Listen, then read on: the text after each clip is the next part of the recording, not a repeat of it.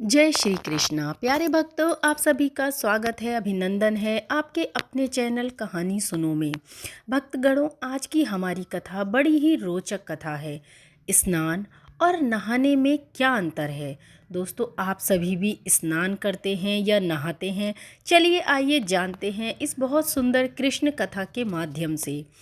एक बार देवी सत्यभामा ने रुक्मणी से पूछा कि दीदी, क्या आपको मालूम है कि श्री कृष्ण जी बार बार द्रौपदी से मिलने क्यों जाते हैं?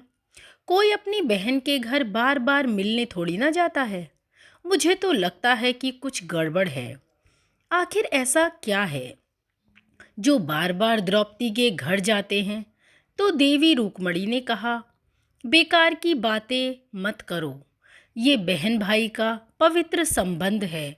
जाओ और जाकर अपना काम करो। ठाकुर जी सब समझ गए। वे तो सर्व अंतर्यामी हैं। और कहीं जाने लगे तो देवी सत्यभामा ने पूछा कि प्रभु, आप कहाँ जा रहे हो? ठाकुर जी ने कहा कि मैं द्रौपदी के घर जा रहा हूँ। अब तो सत्यभामा जी और बेचैन हो गईं और तुरंत देवी रुक्मणी से बोलीं, देखो, दीदी फिर वही द्रौपदी के घर जा रहे हैं। कृष्ण जी ने कहा कि क्या तुम भी हमारे साथ चलोगी? तो सत्यभामा जी फौरन ही तैयार हो गईं और देवी रुक्मणी से बोली कि दीदी, आप भी मेरे साथ चलो और द्रौपदी को ऐसा मजा चखा के आएंगे कि वो जीवन भर याद रखेगी। देवी रुक्मणी भी चलने को तैयार हो गईं।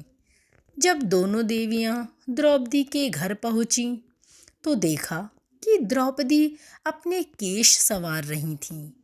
जब द्रौपदी केश संवार रही थीं तो भगवान श्री कृष्ण ने पूछा, द्रौपदी, क्या कर रही हो? तो द्रौपदी बोली, भैया, केश संवार कर अभी आई। तो भगवान बोले, तुम काहे को केश संवार रही हो? तुम्हारी तो दो दो भाभियां हैं, ये तुम्हारे केश संवारेंगी। फिर श्री कृष्ण जी ने देवी सत्यभामा से कहा कि तुम जाओ और द्रौपदी के सिर में तेल लगा दो। और देवी रुक्मणी, तुम जाकर द्रौपदी की चोटी बना दो। सत्यभामा जी ने रुक्मणी जी से कहा, बड़ा अच्छा मौका मिला है। ऐसा तेल लगाऊंगी कि इसकी खोपड़ी के एक एक बाल तोड़ के रख दूंगी। और जैसे ही सत्यभामा जी ने द्रौपदी के सिर में तेल लगाना शुरू किया और एक बाल को तोड़ा तो बाल तोड़ने की आवाज़ आई, हे कृष्ण। फिर दूसरा बाल तोड़ा, फिर आवाज़ आई, हे कृष्ण। फिर तीसरा बाल तोड़ा तो फिर से वही आवाज़ आई, हे कृष्ण। सत्यभामा जी को समझ नहीं आया और देवी रुक्मणी से पूछा, दीदी, आखिर ऐसी क्या बात है? द्रौपदी के मस्तक से जो भी बाल तोड़ती हूँ तो कृष्ण का नाम क्यों निकल कर आता है? रुक्मणी जी बोली, मैं तो नहीं जानती। पीछे से भगवान बोल पड़े, देवी सत्यभामा, तुम देवी रुक्मणी से पूछ रही थी कि मैं दौड़ दौड़ कर इस द्रौपदी के घर में क्यों जाता हूँ। अब मैं तुम्हें ये बात समझाता हूँ। क्योंकि पूरे भूमंडल पर, पूरी पृथ्वी पर कोई संत, कोई साधु, कोई सन्यासी, कोई तपस्वी, कोई साधक, कोई उपासक ऐसा नहीं हुआ जिसने एक दिन में 3.5 करोड़ बार मेरा नाम लिया हो। और केवल द्रौपदी ही ऐसी हैं जो एक दिन में 3.5 करोड़ बार मेरा नाम लेती हैं, प्रतिदिन स्नान करती हैं। इसीलिए उसके हर रोम में कृष्ण नजर आते हैं और इसीलिए मैं रोज इनके पास आता हूँ। इसे कहते हैं स्नान, जो देवी द्रौपदी प्रतिदिन किया करती थीं। हम जो रोज साबुन, शैम्पू और तेल लगाकर अपने तन को स्वच्छ कर लेते हैं, इसको केवल नहाना कहा गया है। स्नान का मतलब है हमारे शरीर में 3.5 करोड़ रोम छिद्र हैं।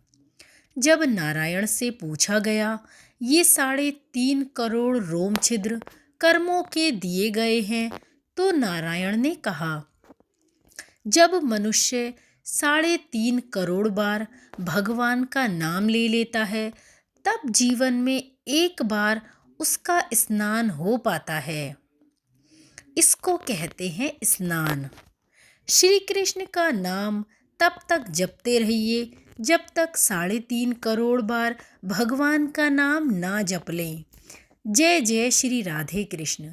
तो भक्तगणों, इस रोचक कथा के माध्यम से अब आपको स्पष्ट हो गया होगा कि नहाने में और स्नान करने में कितना बड़ा अंतर है। और अब आप स्वयं भी ये समझ गए होंगे, जान गए होंगे कि आप रोज स्नान करते हैं या सिर्फ नहाते हैं। तो ये कहानी, ये कथा, श्री कृष्ण की ये रोचक बात आपको कैसी लगी? अगर अच्छी लगी हो, कहानी पसंद आई हो, तो हमें कमेंट बॉक्स में जय श्री कृष्ण लिखकर अवश्य बताइए।